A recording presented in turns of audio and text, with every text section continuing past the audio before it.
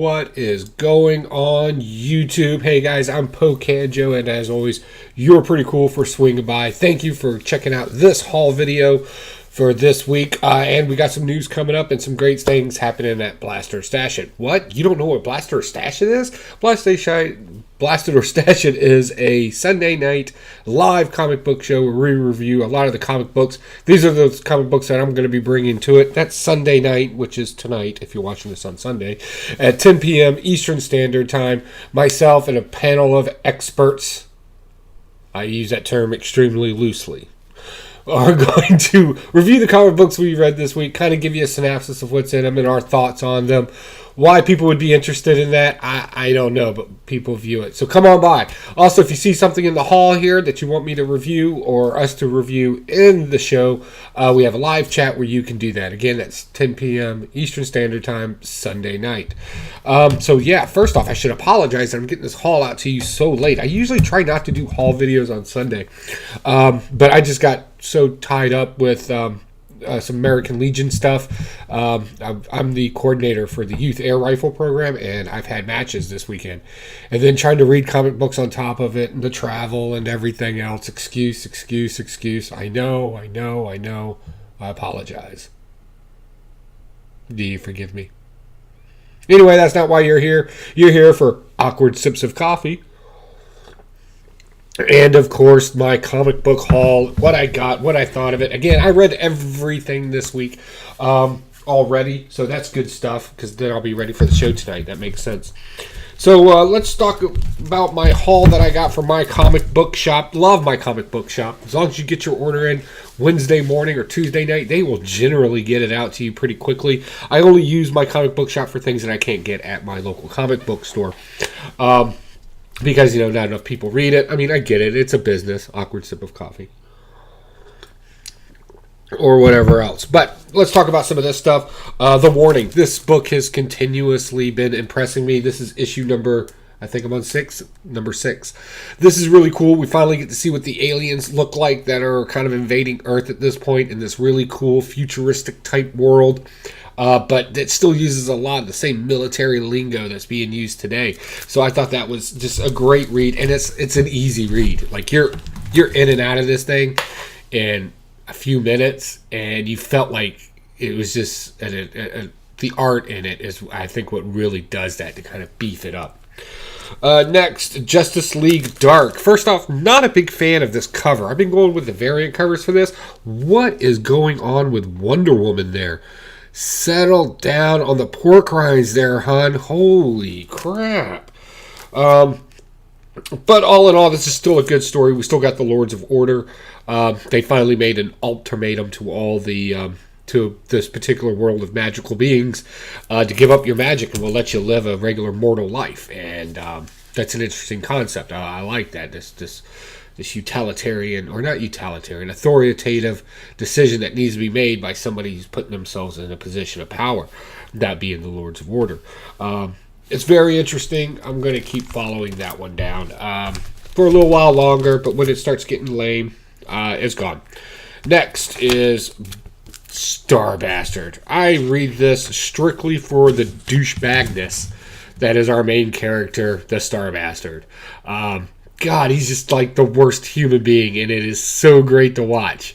This needs to be a mini-series or a small show on one of the streaming channels. Not done in high quality. Just keep it very low budget. This would just be great just for the dialogue alone.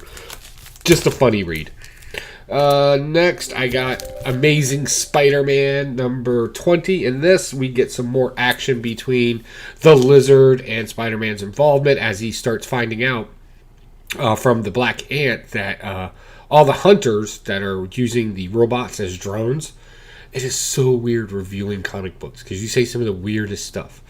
Anyway, that it's actually a trap for them as well because our boy Kraven sees them as weak and unimportant. And of course, I had to go with this beautiful, beautiful cover right here. Definitely sums up the book as well. Next, number 2 for The Shape of Elvira. I liked this, the regular cover, more than I liked anything else with this. I think that really speaks volumes to the story. We have a Black Lagoon type monster that she believes is just a person. We got somebody that's drugging her and she's waking up in beds. It's a weird story. I'm not really sure where it's trying to go. And I hate to say it because I'm an Elvira fan, but I'm not getting that witty banter that you constantly get from her. It almost seems forced in this issue, and I haven't really been liking that at all. Next, Assassination Nation number 2. Say that a few times fast. This is just a great hodgepodge of characters that are trying to protect a former assassin who's now a crime boss, and we're just kind of going through the motions of personalities, and there's some funny witty banter in it. It's definitely lighthearted in its nature, so I definitely like that. It's a great break from all the other reads that you go through when things start kind of seeing the same. Pulling something up like this definitely kind of breaks the monotony. Let's see here. Spawn number 296. Big things are being speculated about Spawn. Alright, so they gave this book, which is nothing more than a recap of the history. Now, I get it. A lot of people dived out of Spawn probably mid to late 90s. People started pulling out of that. You can kind of sort of get caught up in here and kind of understand where everything's at. It's not a bad read. I don't want to make it sound that way. It's just not what I was expecting so close to this big 300 issue. We should be getting something very tantalizing, and we kind of just got a flashback episode. So yeah, there's that. Next, 2 books. I'm going to go ahead and throw them up as my picks of the week. First one is The Electric Black. This deals with a store that has a lot of oddities in it, and of course there's a story to each one of the oddities with an overlying story about how the person's eventually going to get punished in some way, shape, or form. So we kind of get that. If you like Tales from the Crypt, or if you like Friday the 13th, the TV series where they dealt with the antique shop type of thing, you would really like this. I would definitely pick this up. And plus, the storytelling in it, the 2 stories that were in this particular issue, which is kind of something refreshingly new to me. One dealt with ghost ships and rats, and I thought that was interesting. And then the last one dealt with an elixir that makes people better and how they being addicted to it. So everything kind of has like this moral compass to it, dealing with greed and everything else. I found that very interesting if I wanted to get deep into it. On a shallow end, it's just really cool art. It's a dark story, and it's people basically getting what they ask for, just not understanding what they're asking for. So I really liked Electric Black. Definitely, if you haven't picked that up yet, I would definitely recommend it. It's a great book. Next one that's kind of odd. I don't know how I totally feel about it. I know I liked this issue. And this one we're dealing... this is Achilles number 1. And basically this gentleman, who's down here, owns a business. I'm kind of confused as what the business does. He calls himself a private investigator, but then he also finds faults in these super beings that came to Earth. And what happens is that they're taking all the good jobs. They took my jobs! And so that's kind of the weird political part to it. But they look just like everybody else. They just have powers. So what do we got in here? We got this guy who's going to try to figure out a way to get people back into work. And they had a great story in here about getting some construction workers back to work by kind of finding out the weaknesses of these 3 particular superpowered beings and putting them out of business. Right? One actually ended up going to the hospital. The other ones were just kind of muted, I guess, is the best. Anyway, read the book and you'll see for yourself. It's an interesting read because it's kind of dealing with, I don't want to say it's dealing with classes versus the masses, because the superheroes are actually kind of skilled at what they do. They're not just taking jobs, they're actually objectively better at them. But then again, the goals of many versus the fortunes of few is kind of the argument in here. It's kind of neat. Awkward sip of coffee time. Okay, before we move on to the second half, I just want to give a quick shout out to Comic Altruism out there. He mentioned that my awkward sips of coffee thing should be made into an autobiography. And I don't know why anybody's never thought of that. That would be awesome. Also, of course, my good friends over at Plastic Stash It, one more time. If you're going to, if you want to know a little bit more about these books, or maybe I didn't cover a book good enough, head on over to Blaster or Stash It Sunday night, 10 p.m. Eastern Standard Time. Let me know what book you want me to break down for you. I'm happy to do it. I thought it was great. Also, join in. Do you agree? Do you disagree? I like our channel because you can disagree with us, and that is perfectly fine, and nobody's going to call you names or anything like that. We can actually disagree like adults. All right, so moving on to my books that I read. We'll start with the indie books. I read Sharky, the Bounty Hunter, number 3. A lot of people haven't been enjoying this. I find it funny. It's kind of just guy humor. It's toilet humor. A lot of it, much like Star Bastard in that frame. We find out that Sharky was married at one time. We finally figure out the kid's role, the alien kid's role in Sharky's life, and how he can kind of better fit the model of the story, which makes sense now. Come find out, he's actually kind of a skilled pilot, and he's a thief. We kind of already knew he was a thief because he was raised by them, but he's actually broken family members out of jail, and Starkey gets arrested along with his ex-wife. And we find out that they're still on the hunt for this terrorist, and we found the terrorist, or we're made to realize who the terrorist is, and come find out they're objectively have powers to some degree. So that definitely heightens the story because there's an element of danger into it now, so it's not just all fun and whimsical stuff. Next, Dark Red. Oh, Dark Red. This is a good story. What's worse than vampires? Vampire Nazis. Yes, we get vampire Nazis in here as our main antagonist in it. But then we also kind of get this kind of neat thing from this gentleman right here, Mr. Whitey himself.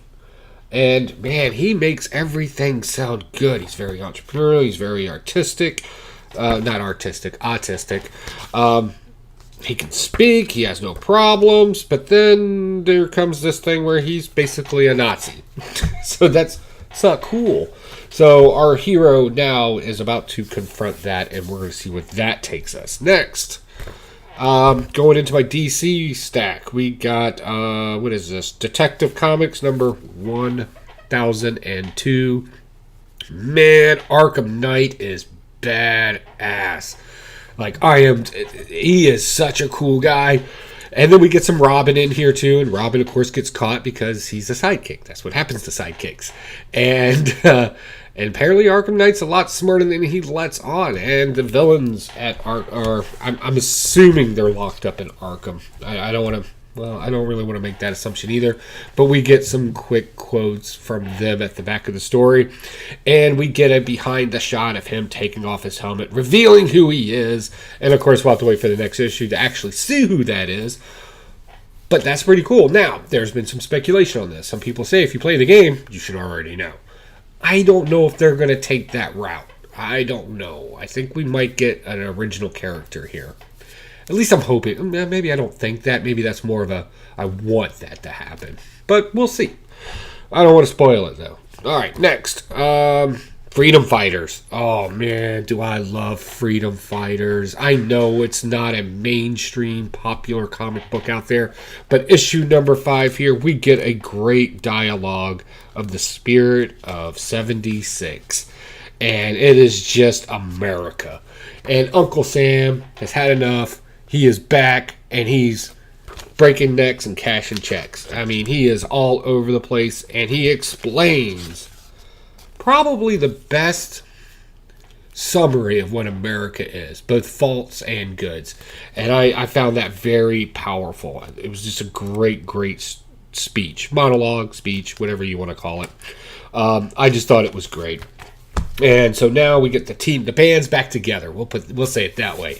And they're about to do some damage. And Uncle Sam's looking kind of weak right now. We got to figure out why. And of course, it's going to have something to do with being patriotic and that being lost in this particular world. So yeah, this is going to be a good story. I kind of like it. I hope they don't get all weird with it. I hope they maintain this kind of patriotic push. I'm really digging it. And this is something you don't read a whole lot anymore. Next, Heroes in Crisis number 2. Now, this has been a flip-flop book. This is issue number 8. We're getting to the tie-up, the end of it all. Awkward sip of coffee. We're getting to the end and the tie-up of the whole thing and what's going on. And I would say we kind of get an explanation of how everything happened at Sanctuary. And we even get some insight on the motive. Now the question is how do we fix it? That's pretty much where we're at right now. This issue was a little lackluster compared to most of the other issues. A lot of this is Wally West just explaining how he killed everybody and pretty much how he, I don't want to say traveled, he's so fast that he can move in and out and kind of just work behind everybody. Normally, I wouldn't like that kind of explanation in a story. It's too simplistic. But for some reason, it's working in this story for me, so I'm not going to be heavily critical of that. But again, this is one of those, unfortunately, this is one of those comic books I don't think was meant to be read as a comic book. I think it was meant to be read as a one-volume story. So yeah, it can be kind of daunting about how things work in this particular. If you've been following it, comment down below. Tell me if maybe I'm just overthinking this. I'm not sure, but it just seems disconnected. And I like a nice story flow, and I'm just not getting that here, but I like the story at the same time. So, I don't know. I'm a confusing guy. Next, we have Wonder Woman number 69. Jesus, just stop already. Stop. This is... I'll give it one more issue. I've said that 4 times now. Just saying.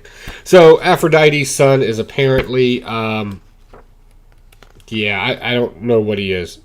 He's weird as shit.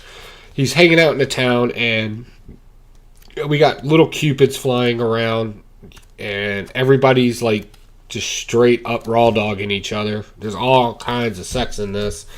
I don't know. It's just an icky story. This is weird. I don't... Definitely not my type of thing. And the story flow just doesn't seem to be there. It just seems to be disjointing things happening for reasons that don't fit in the story. Go read it yourself. And trust me, you're going to get this kind of, why is that a thing? Why is that in here? That doesn't fit the story narrative in any way. So yeah, I don't know. It's weird. Awkward sip of coffee. All right, moving on. More DC goodness. We got Dial H for Hero. What we find out... Okay, so... this is number 2 of... What do we got here? This is a story that more aligns with addiction than it does anything else. So what we get in here is we find out that a lot of other people have used the phone, the Dial H phone. But apparently if you use it a lot, it kind of gives you this addiction feeling to it. And we find this in one of the characters. And he turns into kind of like a Dragon Ball Z donkey type character. I'll just go ahead and show you. And because he's so addicted to this thing. And then we find out that there's a cop that also apparently at one time used his phone and is addicted to it as well. She has it currently, and she's driving away while our heroes, Manuel and his little tart girlfriend, are driving around. I like it, but I don't like it for the fact that it's a comic book.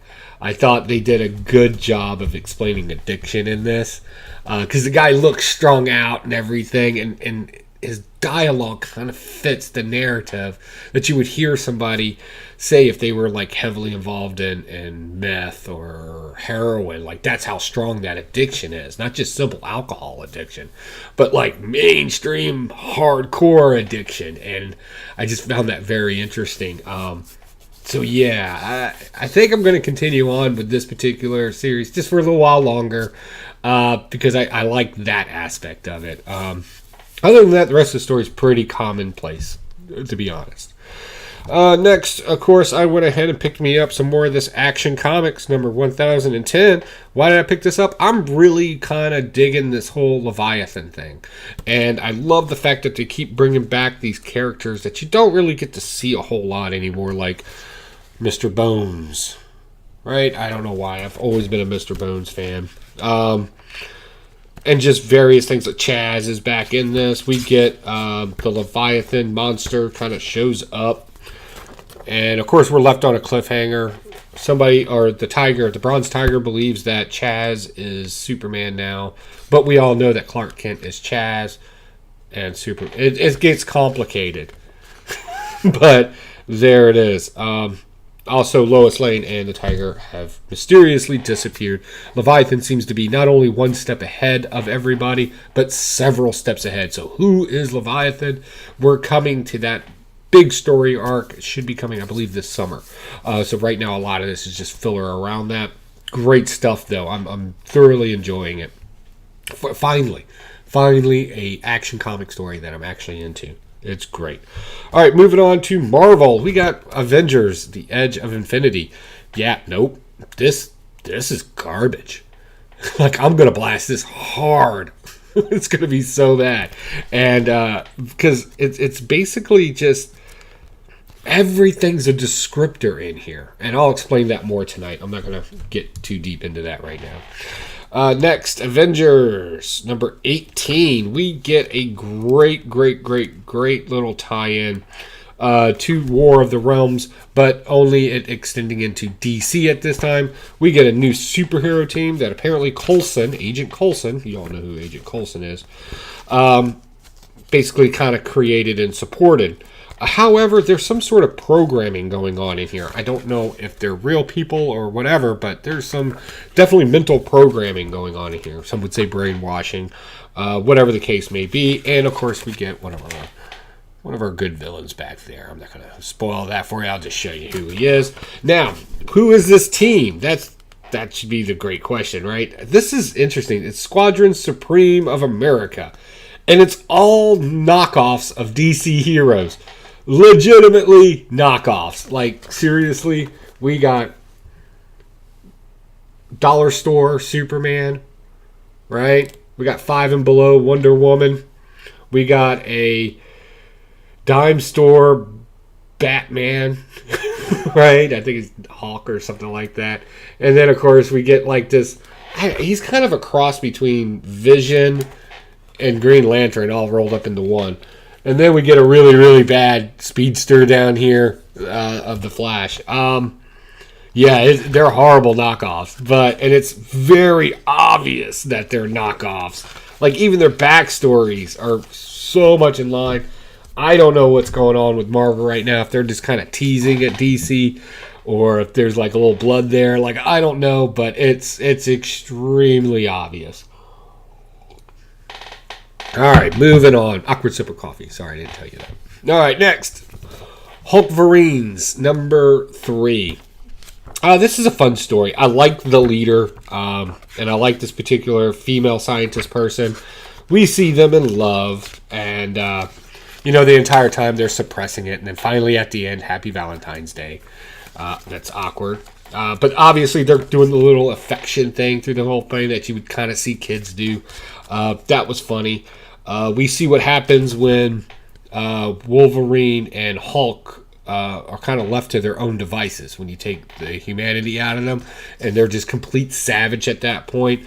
This is where our hero has to come in. I did not know that Weapon H could shoot his claws. I don't know how I missed that, but he does it in here. He straight up launched that Joker.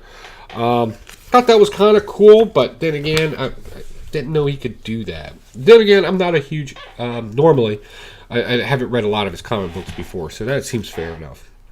Next, Thanos, number 1. Meh. It's... what's my problem with this one? Now, people are losing their minds right now. They're like, are you serious? I'm like, I don't know. This Thanos just doesn't seem as cool to me as the other ones have. This one seems a very mundane one at best. I thought the artwork in it was great. It was a great story. It could have been anybody else other than Thanos and Gamora at this point. But this is basically how they meet. And we're being led to believe that the reason why they met is because Gamora can see death. And, Thanos in the original run of Infinity Gauntlets and all that had this huge infatuation with death, personified as a person. I don't know. It just doesn't seem as cool to me. I don't know. Maybe the cinematic universe destroyed that for me. I don't know. Oh, Fantastic Four. Oh, Fantastic Four. How I have missed you over the years. This is issue number 9. This is good stuff. I'm really liking Fantastic Four. I'm liking the story structure. I like the way they're dumping off into these little side stories. More particularly, there's a little girl in this one who's a huge Fantastic Four fan. She kind of gets involved with the Fantastic Four son, the one that's basically a god. And come to find out, she has some sort of powers or something that makes her different. She can summon these little tiny demon things that look like goblins. That was interesting. That was pretty cool. But again, just this whole story of family. And we get this great dialogue where Sue Storms explains that we learned something from our family members. And that's how they eventually got out of this trap.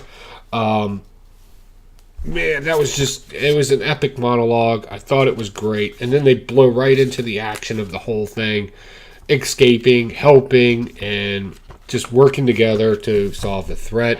And now the kids are constantly getting involved as well. They have a role to play. We were finally seeing that, which is good. I think everybody likes these two characters. It's good stuff. Let's see here. Moving on. We got Uncanny X-Men. War of the Realms. This one was okay. I like this Uncanny X-Men and where it's been going. However, I didn't think the launch of them into the War of the Realms was a very satisfying story. I like that they're in it now, don't get me wrong, but it just seemed kind of weird that it would be done this way. It didn't make a whole lot of sense, but then as the story kind of progressed on, you got involved into the story, and now you're deep into it, and you kind of forgot that part. I thought that was really cool. I love the X-Men being able to battle on large scales like this and understanding that they're still outnumbered. That is great stuff. And then, of course, we get this right here at the end. There's their promise to us that Sabretooth is coming back. That's going to be awesome. Because God knows that last run story he was in was... Ugh. So, yeah, this is good stuff. I'm really liking this. And I like this War of the Realms. It seems more like an event than the other events have. Because, like, legitimately, it's involving everybody. That's great. All right, so moving on to my last book, Venom, number 13. So, somebody from the War of the Realms, these kind of witches, kind of make a deal with old Eddie here, and they're like, hey, we'll give you your suit back, but you got to be our champion, yada, yada, yada.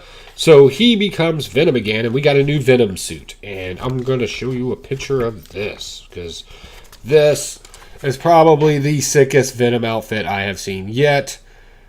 And, of course, he backstabs him, because, you know, he's not like a good guy, right? He's an antagonist. And then we kind of... I'm trying to figure out how to explain this without, like, destroying the book for you. But we get to see this Venom kind of battle and fight, and it's kind of cool. Like, he just jumps right into it, uses it. We get cool splash pages like this in there. I mean, walking around with a double axe and a sword? Hell yeah, I'll do that all day. A lot of great stuff going on here. Some more stuff about these crystals, and, of course... we're going to get Jack-O-Lantern back into the mix, and apparently he's going to get one of these crystals too that kind of give you powers. So yeah, what's going on? We got, it's the final countdown. In about 2 hours, I'm going to go see Endgame. We're going to go see it. And I've heard both good and bad things about it. Let's see what happens. I'm going to go check it out. We'll probably talk about it tonight at Blaster Stash at 10 p.m. Eastern Standard Time. That should be interesting. I know we're all going to have different takes on it.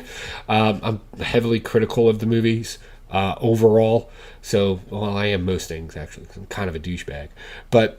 hey, that's what I do. Let's see. Then we got me and Spectacular Spider Grandpa are going to be hitting up Tidewater Comic Con right around the 18th of May. various meetups over the summertime. And then the big thing this year, we were all at C2E2. Looks like we're all going to try to meet up, or not all, a lot of us, I should say. A lot of us are going to try to meet up in Baltimore Comic Con.